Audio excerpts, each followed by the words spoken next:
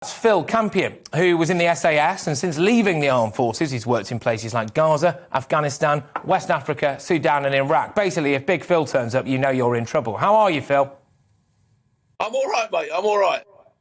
Look, I'm just asking you straight away. Do you think that the younger generation would fight for this country if push came to shove? I think if push came to shove and there was people coming over the fence, I think they would. I absolutely believe they would. Some of them might not, OK?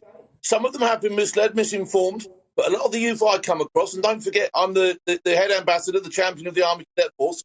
There are kids out there, very much so, who've still got purpose, who still see the bigger picture, who still understand what things are about, and still appreciate being British.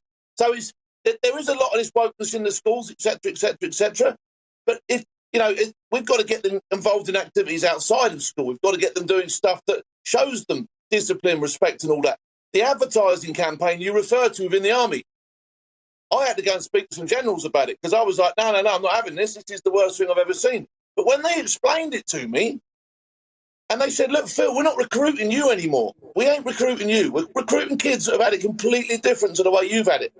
So we've got to put it in layman's terms. We've got to get them through the door. Yeah. And actually, one of the most successful campaigns in modern times. So it's our job to educate these kids. It's not our job to run away and abandon them. You know what I mean? Because they probably. But I think I want to recruit people like you, though, Big Phil. You're hard as a coffin nail, and then you look around and you think, do I want to be going kind of fishing in the pond around an Islington grammar school? Realistically, are we not a bit too woke, the younger generation? There's always going to be kids that don't step into the seat for battle. That's just human nature. Not everybody is a barking dog. Some people are lap dogs. You know what I mean? All right.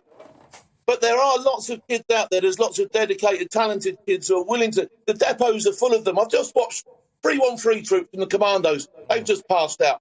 32 odd excellent blokes. I've just watched the parachute regiment taken into a take of about 24 blokes. Decent blokes. Do you know what I mean? Good lads. Okay, so they are out there.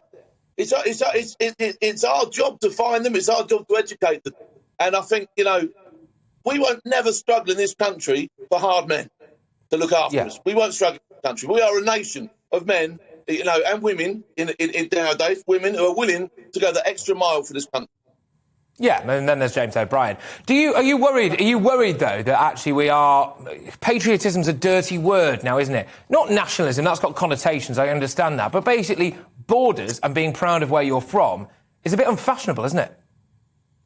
It can be deemed by some people as unfashionable, but it's nothing like something to bring it back into fashion than somebody actually invading your country. All right?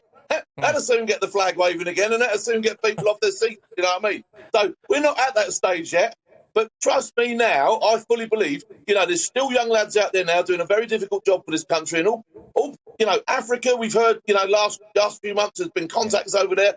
We've got special forces doing it all around the globe. We don't struggle for young men and women who are willing to go and do a decent job for this country. You know what I mean? And I don't think we ever will. Not in my day, anyway.